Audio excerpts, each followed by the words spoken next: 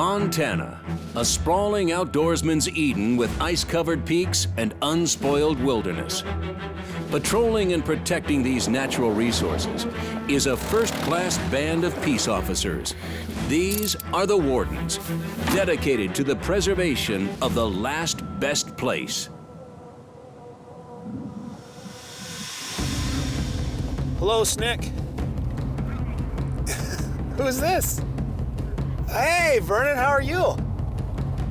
Yeah, go ahead.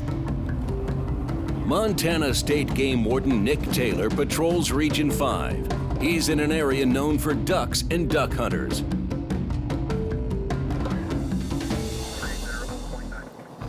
So we had a complaint and call this morning that some people were hunting some migratory birds, I assume ducks, on a pond out here not far out of town, and they were shooting at his house.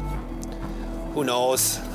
But apparently this landowner is one of these ducks landed on his property, and that these hunters shot, and apparently he's holding it hostage. He's not going to give it back to him, which he doesn't have to, but maybe we'll see what we can do, work our magic and get that duck back for him.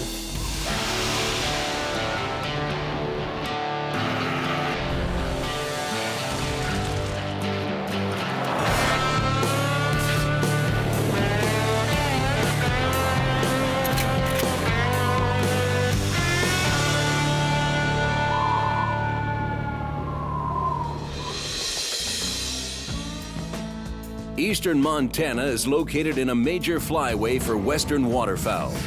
With an abundance of rich habitat, there's no shortage of places to find birds. A popular duck pond that sits close to town is a cause for concern for some local business owners and residents. Hey, Bryce, nice to meet you. Nice to meet you. All right. Say, well, there's the duck that was on the road.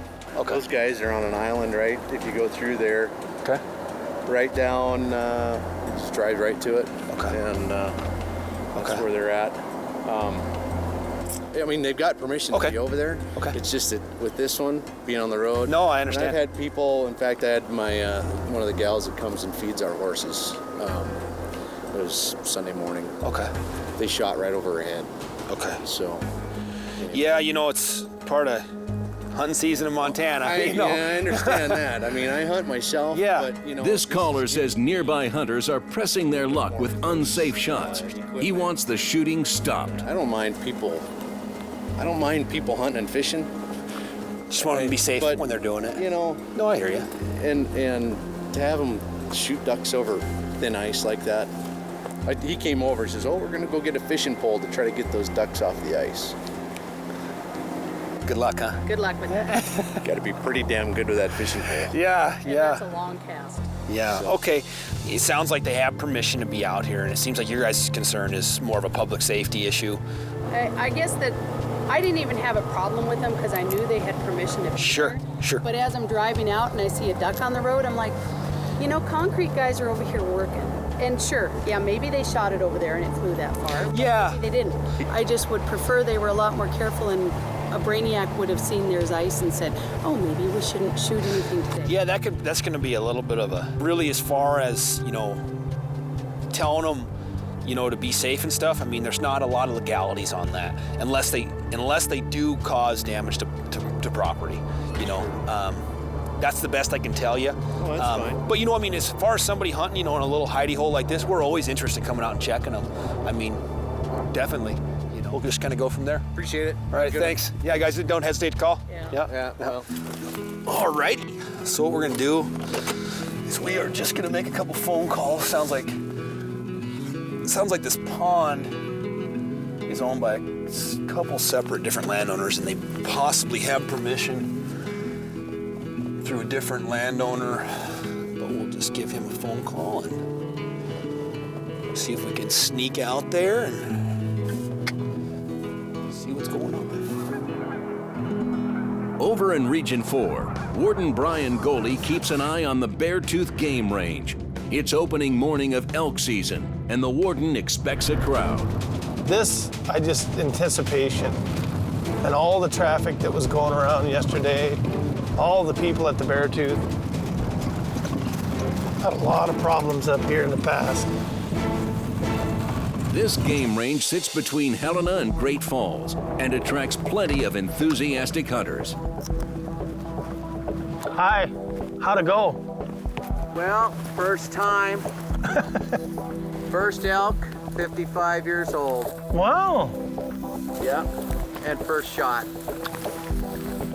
I guess that'll work. Well, I think so. How far up you go? Backside of Pollock Timbers. Right around here. Gotcha. Well, actually, We came up the backside. came up the backside. We just rode on. You got a 455 tag? Yeah, I do. Awesome. Okay. Well, what'd you see for other people? Saw two younger guys walking. You guys didn't see any problems of any kind? No, not at all. All right. Well, we're gonna go find some. We did be in Montana. It is. Thank you very much. Yep, you guys be careful finishing it out. Great day to be in Montana. I think you should put that on TV.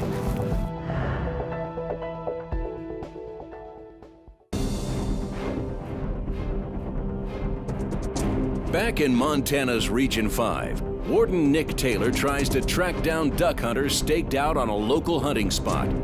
The pond sits close to local businesses, and workers worry the shots are too close.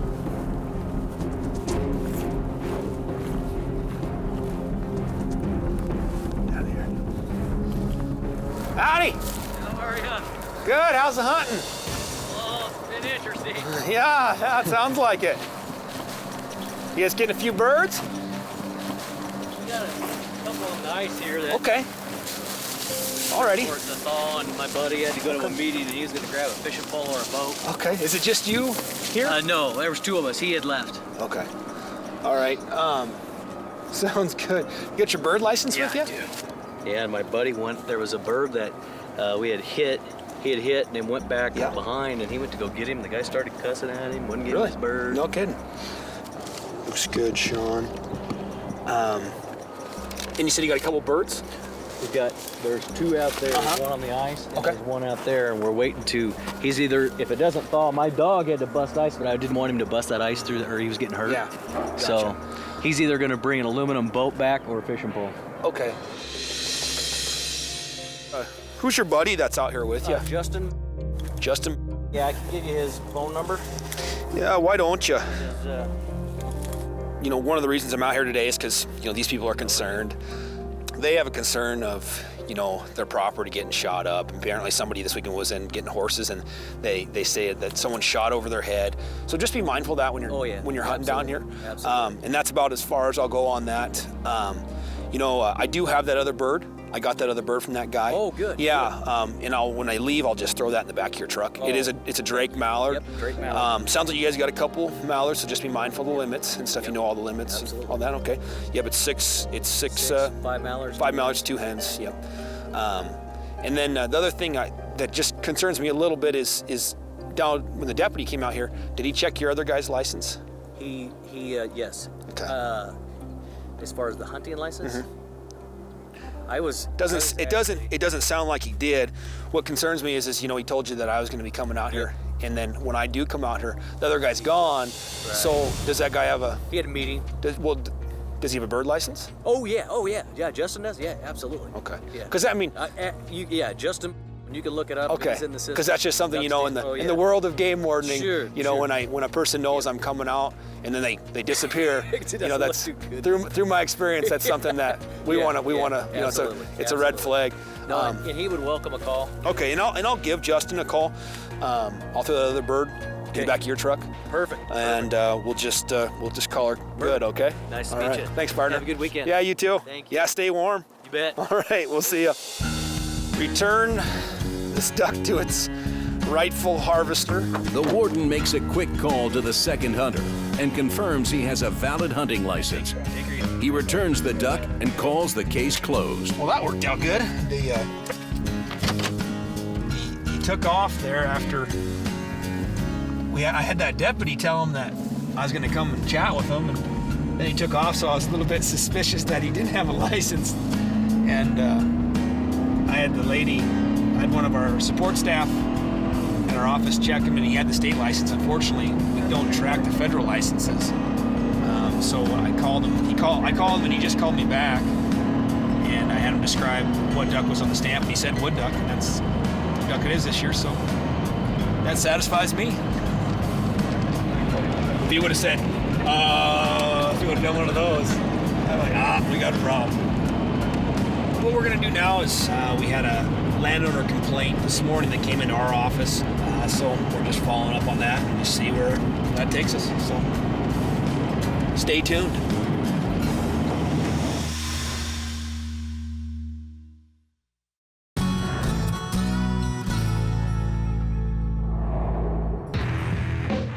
In Montana's Region 4, the Streamlight Spotlight focuses on the Beartooth Game Range.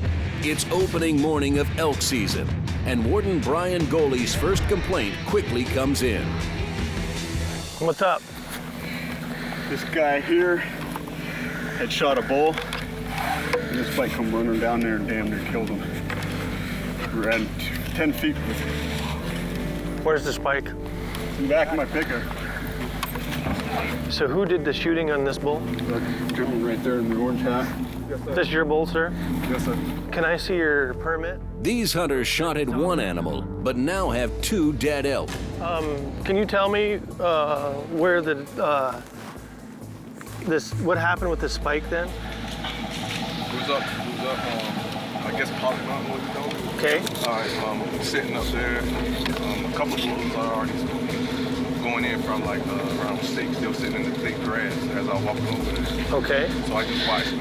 So when the shooting started above, I noticed, I started looking around, I seen all the bulls stand up.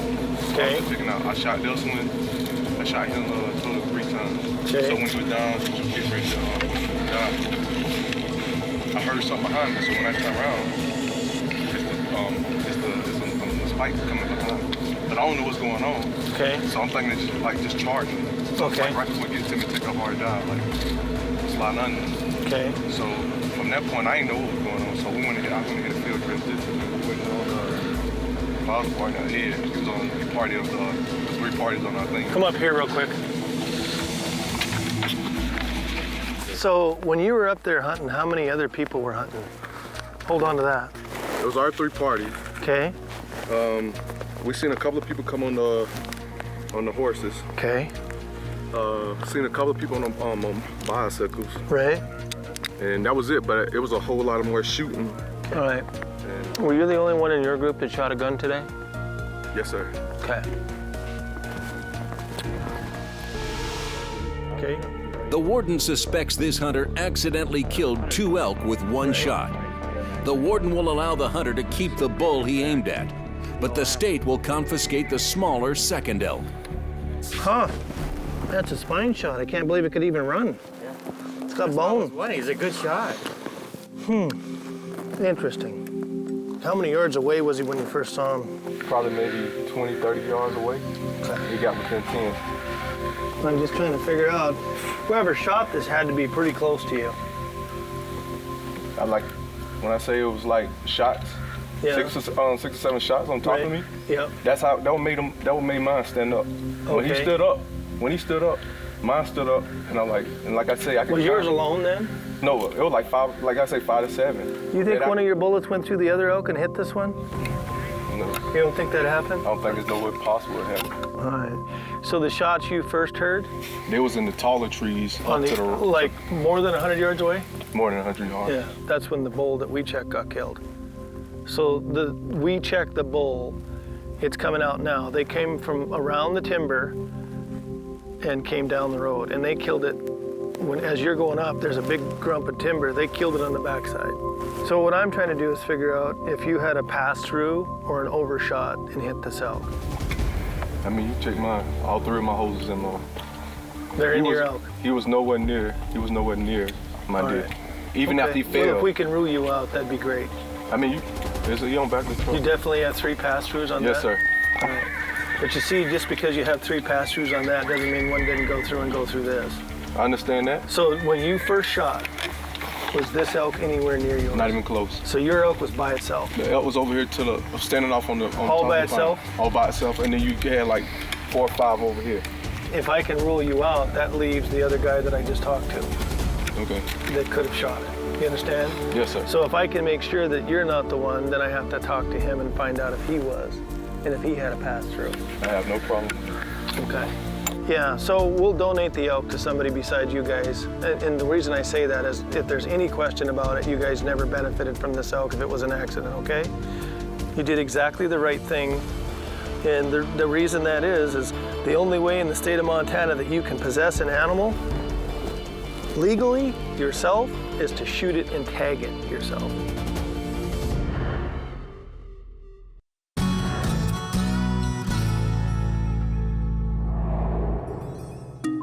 In Montana's Region 5, State Game Warden Nick Taylor wraps up a long day on patrol.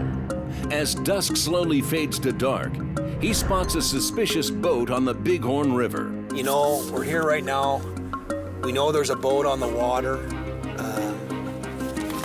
And so we're just kind of in a position where it's good to just sit and wait. And, you know, maybe if they're deer hunting, they can come back and maybe they have an untagged deer or something like that.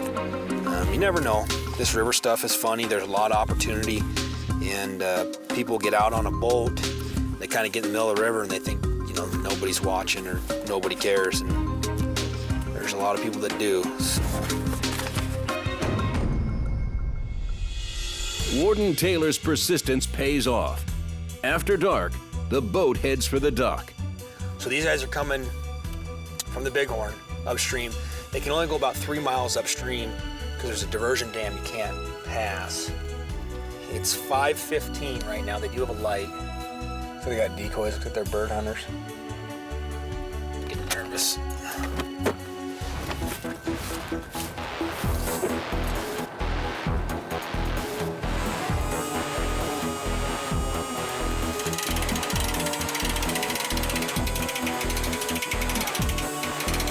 So what kind of birds we got here, guys? Well, Canadian geese. Okay.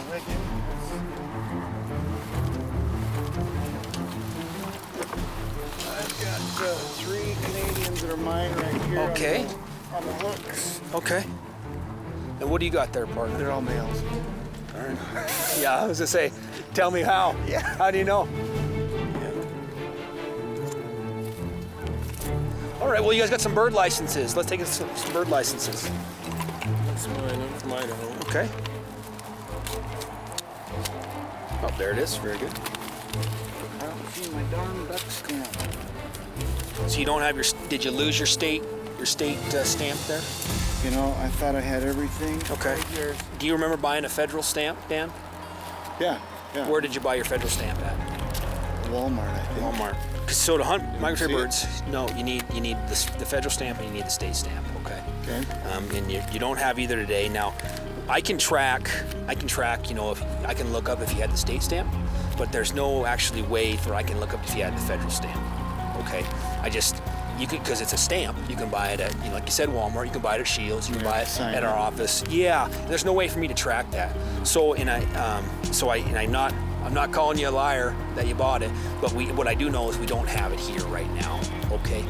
I'll tell you what, Dan, my truck's parked right over here. Can you just follow me over there real quick? Okay. Thank you. This hunter doesn't have state or federal waterfowl stamps. Now he's got a problem. You know, when it's not any different from when you're deer hunting or you're elk hunting. You know, you gotta have those licenses with you. Okay. And I think what might have happened is maybe you lost some licenses, and then you just didn't get that state stamp replaced. Okay, but yeah, and I think that's probably what happened. And so what I am going to do is I'm going to write you a citation for failed to have federal waterfowl stamp. Okay, it's not the end of the world. You know, it's not axe murder stuff, right, Robert? Okay, it's nothing you can't get over. But you know, at some point, you know, I have to do my job. Okay, and I think you can understand that and appreciate that. And it'll take me 10, 15 minutes to scratch these out, and we'll get you on home. Okay. Okay. All right. Thanks. Appreciate it. Yep. All right. Thank you very much. I'll be right with you. Folks come out here from out of state and hunt migratory birds, and they'll buy their non-resident state stamp, and they'll have their federal waterfowl stamp from another state. Well, if they don't bring with them, there's no way that we know that they have it or not. And so it puts us in a bad position because, you know, we're not out to, you know, write everybody tickets and do stuff like that. But in a situation like that where we can't track it and they can't show it in the field, we don't have a choice other than to issue that citation.